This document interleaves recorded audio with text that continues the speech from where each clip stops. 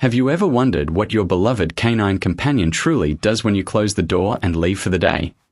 We often imagine them patiently waiting by the window, perhaps napping peacefully on the couch, or maybe even getting into a little mischief. But what if I told you that the reality of their experience is far more complex, nuanced, and often more distressing than we could ever imagine? The quiet house, the empty rooms, the ticking clock, for many dogs, these aren't just moments of solitude, but a profound psychological challenge. Today, we are going to delve deep into the fascinating, yet sometimes heartbreaking, psychology of dogs when their humans are not home. We'll explore what scientific research, not just anecdotal evidence, reveals about their behavior, their emotions, and the silent struggles many endure. Prepare to have your perceptions challenged, and perhaps, to see your furry friend through an entirely new lens.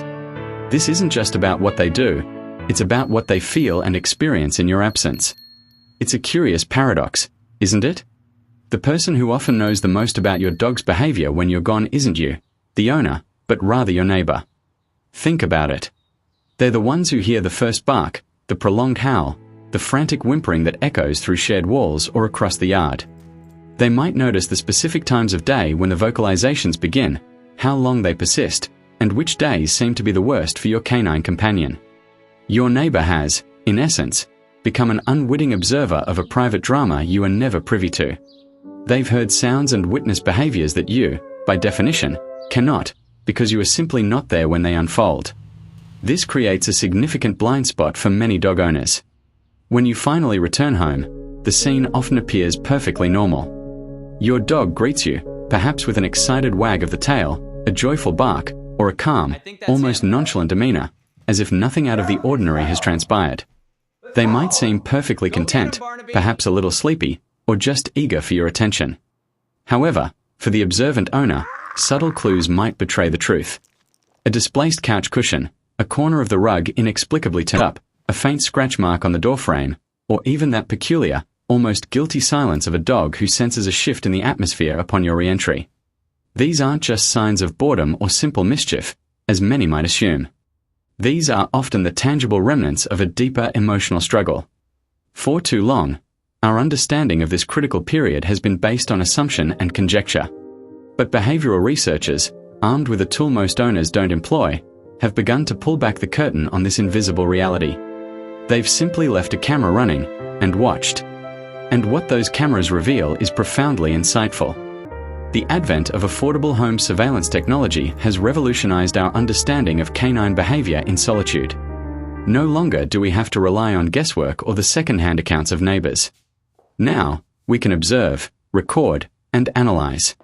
One groundbreaking study, conducted in 2010 by researchers at the University of Milan, provided some of the earliest and most compelling data on this topic. They meticulously installed cameras in the homes of 23 dogs, capturing their every move and sound during their owner's absence. The findings were eye-opening and challenged many preconceived notions. The data revealed a consistent pattern of distress that began almost immediately after the owner's departure. Vocalization, on average, barking, howling, and whining commenced a mere 3 minutes and 15 seconds after the owner walked out the door. This isn't a gradual build-up. For many dogs, the distress signal is almost instantaneous. It's a desperate attempt to call back their missing pack member. Destructive behavior. Even more concerning, destructive behaviors, such as chewing on furniture, scratching at doors, or tearing up household items, typically initiated within 7 minutes of the owner's departure. This isn't just boredom. It's often a manifestation of anxiety, a displacement activity, or an attempt to escape the perceived confinement. Shift in state, not calmness. Perhaps one of the most critical insights from this study was the observation that as vocalization eventually subsided, it didn't necessarily mean the dog had calmed down. Instead, researchers noted a significant increase in panting, and the dog's heart rate remained elevated. This indicates a crucial distinction. The dog wasn't truly settling into a state of relaxation. Rather, they were simply shifting the expression of their underlying stress. The internal turmoil persisted, even if the outward noise diminished. This is a key point for owners who might misinterpret silence as contentment. 20-minute cycles. The Milan study also identified a fascinating cyclical pattern in the dog's behavior. Approximately every 23 to 28 minutes, there would be a new surge of movement or vocalization, followed by a relatively quieter period, and then another peak of activity or distress. This suggests that the anxiety isn't a constant, flat line, but rather a series of waves, with periods of heightened panic interspersed with moments of exhausted stillness, only for the cycle to repeat. It paints a picture of a dog constantly grappling with the absence, unable to truly relax for extended periods. These camera-based studies have been instrumental in moving our understanding beyond mere observation to scientific quantification, providing concrete evidence of the profound impact of separation on many dogs. The distress for many dogs doesn't just begin when the door closes. For those suffering from separation anxiety, the psychological ordeal often starts much earlier, while the owner is still very much present in the home. This phenomenon, known as anticipatory anxiety, was meticulously documented as early as the 1980s by veterinary behaviorists Borkelt and Voith. They observed that dogs with separation anxiety began to exhibit measurable stress responses long before their owners actually left. How does this happen? Through a process of classical conditioning, dogs learn to associate specific cues and actions with their owner's impending departure. They develop a departure routine in reverse, meticulously observing and internalizing every step. It might start subtly: the jingle of keys, the sound of you picking up your phone, the rustle of your coat, the specific shoes you put on for work, or even the glance you cast at the clock. Each of these seemingly innocuous actions becomes a predictor, a harbinger of the dreaded separation. As you progress through your routine, perhaps gathering your belongings, brushing your teeth, or saying goodbye to other family members, the dog's anxiety can escalate. By the time you reach the front door, some dogs are already exhibiting clear signs of stress: frantic panting, restless pacing, excessive drooling, or a desperate attempt to block your path. Their heart rate may already be elevated, their muscles tense, and their minds racing with the impending sense of abandonment. They are, in essence, experiencing the emotional pain of separation before it even physically occurs. Understanding this anticipatory phase is crucial because it highlights that intervening only when you're about to leave, or after you've left, might be too late. The groundwork for distress is often laid much earlier in the departure sequence. This insight underscores the need for a holistic approach to addressing separation-related issues, one that considers the entire timeline of the owner's absence, from the first cue to the final return. In our earnest desire to help our dogs, many well-intentioned owners turn to common training advice or popular products, often without understanding their true efficacy. Unfortunately, much of this advice is based on anecdotal evidence or outdated theories, and scientific research has begun to debunk several long-held myths. Desensitizing to keys and departure cues. A common piece of advice is to desensitize your dog to departure cues, such as picking up your keys or putting on your shoes, by doing these actions repeatedly without actually leaving. The idea is that the dog will learn these cues no longer predict your departure. However, researchers in Barcelona, in a 2014 study, found that making departures unpredictable in this manner could actually increase fear in some dogs. Why? Because the core problem isn't just the cues themselves, but the fundamental uncertainty about your return. If the dog never knows when you're truly leaving, or when you'll be back, it can exacerbate their underlying anxiety rather than alleviate it. The predictability of your return, even if preceded by cues, can be more comforting than constant uncertainty. Emotional goodbyes. Another widespread belief is that long, emotional goodbyes somehow cause separation problems. The theory suggests that by making a big fuss, you heighten your dog's anxiety. However, the Generation Pup study from the Royal Veterinary College, which tracked 145 dogs, found no evidence to support this. Their research indicated that affectionate goodbyes, such as hugs and prolonged farewells, did not correlate with an increased likelihood of developing separation issues. This suggests that while a calm departure might be helpful, the occasional loving goodbye isn't inherently detrimental. The problem lies deeper than a simple farewell. The impact of your return. What truly matters, perhaps even more than the departure itself, is how the owner returns home. This is a critical, yet often overlooked, aspect of the separation cycle. Owners who react with frustration, anger, or punishment upon discovering destroyed items or accidents often inadvertently worsen their dog's anxiety. This creates a vicious cycle. The dog experiences panic and distress when you leave, and then, upon your return, they experience more panic and fear, associating your arrival with potential reprimand. Your homecoming, which should be a moment of relief and reunion, becomes a source of dread. This negative association can severely impede any progress in addressing separation anxiety. Getting a second dog. Many owners, believing their dog is simply lonely, consider getting a second dog as a solution. The logic seems sound, a companion to keep them company. However, a 2021 study involving 77 dogs provided compelling evidence that this strategy is largely ineffective for true separation anxiety. In fact, the study found that male dogs in multi-animal households sometimes vocalized more than single dogs. This is because separation anxiety isn't about general loneliness. It's a specific attachment disorder related to the absence of a particular person, the primary attachment figure. Another dog, while providing companionship, cannot replace that specific human bond and often doesn't alleviate the core anxiety. These findings highlight the importance of relying on scientific evidence rather than common wisdom when addressing complex behavioral issues like separation anxiety. One of the most insidious and often misunderstood aspects of canine separation distress is the phenomenon of the quiet or well-behaved dog. Many owners breathe a sigh of relief when they return home to find no destruction, no accidents, and a dog that seems calm and collected. They might conclude that their dog has gotten over their anxiety or simply accepted the situation. However, this apparent calm can be a deceptive and dangerous indicator. This concept ties into the groundbreaking work of Martin Seligman at the University of Pennsylvania, who developed the theory of learned helplessness. In essence, when an animal is exposed to unavoidable stress or an uncontrollable adverse situation for a prolonged period, they eventually stop trying to escape or react. They learn that their actions have no impact on the outcome, and so they cease to act altogether.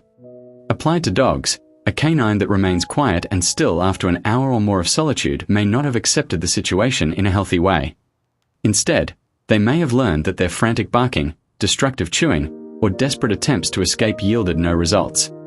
They've become resigned to their fate, entering a state of passive endurance rather than genuine contentment. This isn't a sign of a well-adjusted dog, it's a sign of a dog whose coping mechanisms have been exhausted and who has given up hope of changing their circumstances. Furthermore, research suggests that dogs who appear outwardly calm after prolonged periods of stress may actually have higher chronic levels of cortisol, the primary stress hormone, than those who continue to agitate. This indicates an exhausted stress system, where the body is constantly flooded with stress hormones, even if the outward behavioral manifestations have ceased. This chronic physiological stress can have severe long-term health implications, affecting everything from their immune system to their overall well-being. So, the seemingly good dog might, in fact, be suffering in silence, a victim of learned helplessness and chronic internal stress. It's a stark reminder that absence of evidence is not evidence of absence when it comes to canine distress. The relationship between a dog and its owner is profoundly intertwined, a bond that extends far beyond simple companionship. Recent scientific discoveries have revealed just how deeply connected these two beings are, even on a physiological level. Researchers at Linköping University in Sweden conducted a fascinating study that underscored this profound connection. They analyzed hair samples from 58 pairs of owners and their dogs, specifically looking at long-term cortisol levels. Hair cortisol provides a reliable measure of chronic stress over several months, offering a window into sustained emotional states. What they discovered was remarkable. The long-term cortisol levels between owners and their dogs were significantly synchronized. Even more compelling, the owner's cortisol levels were found to predict the dog's cortisol levels, rather than the other way around. This finding has profound implications for our understanding of canine well-being. It suggests that a dog doesn't just react to the immediate stress of separation. They often begin their period of solitude with an existing emotional deficit if their owner is chronically stressed. Imagine a dog whose owner is constantly under pressure, experiencing high levels of anxiety or stress in their daily life. This stress, as measured by cortisol, is subtly, yet powerfully, transmitted to the dog. So, when the owner leaves, the dog isn't starting from a baseline of calm and emotional resilience. Instead, they are already operating from a heightened state of physiological stress, making them even more vulnerable to the additional anxiety triggered by separation. Their stress system is already primed, making it harder for them to cope with the absence. This synchronicity highlights the holistic nature of the human-animal bond. Our emotional states, our stress levels, and our overall well-being have a direct and measurable impact on our canine companions. It underscores the idea that addressing a dog's separation anxiety might, in some cases, also require the owner to examine and manage their own stress levels. It's a powerful reminder that we are not just providing care for our dogs, we are sharing an emotional landscape with them. Given the complexity of canine separation anxiety and the ineffectiveness of many common approaches, what truly works? The market is flooded with products, diffusers, puzzle toys, thundershirts, calming supplements, all promising to alleviate distress during your absence. While some of these might offer minor comfort in specific situations, they often fail because they attempt to treat only the symptoms during the 8 hours you're away, without addressing the underlying psychological root of the problem. They are temporary bandages on a deeper wound. The solution, with the strongest scientific evidence behind it, is graduated exposure therapy. This method is based on the principle of slowly and systematically desensitizing the dog to your absence, allowing them to build confidence and learn that your departures are not permanent. It's about retraining their predictive system, teaching them that you will always return. Here's how it works. 1. Start with seconds. The process begins with incredibly short absences. This means literally walking out the door and returning after just a few seconds. The goal is to leave before your dog shows any signs of distress. You're aiming for success, not failure. 2. Repeat and update. This step is crucial. You repeat these short departures and returns multiple times. The repetition is what allows the dog's predictive system to update. They begin to learn, through consistent experience, that door closing does not equal permanent abandonment, but rather brief absence followed by return. The key is to keep the dog under their anxiety threshold. If they start to show signs of stress, you've gone too far, too fast, and need to reduce the duration of the absence. 3. Gradual increase. Once your dog can comfortably tolerate a few seconds of absence without any signs of stress, you very, very gradually increase the duration. This might mean moving from 5 seconds to 10 seconds, then 15, then 30, then a minute, and so on. The pace is dictated entirely by your dog's comfort level. The goal is to build up their tolerance slowly and steadily. 4. The 40-minute breakthrough. A remarkable observation in behavioral science is that once a dog can tolerate approximately 40 minutes of absence without exhibiting stress, the progress to much longer durations, 4 hours, 8 hours, or even a full workday, often becomes significantly faster. It's as if reaching this threshold fundamentally shifts their understanding and confidence in your return. The initial hurdle is the hardest, but once overcome, the path forward is smoother. In severe cases of separation anxiety, behavioral modification alone, while essential, may not be sufficient. This is where veterinary intervention, specifically the use of medication, can play a vital role. Medications like flaxidine, a selective serotonin reuptake inhibitor, similar to Prozac in humans, are not a cure on their own, but they can be incredibly effective as an aid to behavioral therapy. How do they help? These medications work by altering brain chemistry, making the brain more capable of forming new beliefs and interpreting situations in a less pessimistic or anxious way. They can reduce the dog's baseline anxiety, making them more receptive to the gradual exposure training. Essentially, they help to lower the emotional volume of the anxiety, allowing the dog to learn and adapt more effectively. It's about creating a physiological state where the dog's brain is better equipped to process the training and form positive associations with your absence. This should always be done under the guidance of a veterinarian or a veterinary behaviorist. Understanding the true psychology of dogs when you're not home is a profound step towards fostering a healthier, happier relationship with our canine companions. It requires empathy, patience, and a willingness to look beyond superficial behaviors to the deeper emotional landscape. By embracing science-backed strategies like graduated exposure and, when necessary, veterinary support, we can help our dogs overcome their fears and truly thrive, even in our absence. Your dog deserves a life free from the silent burden of separation anxiety.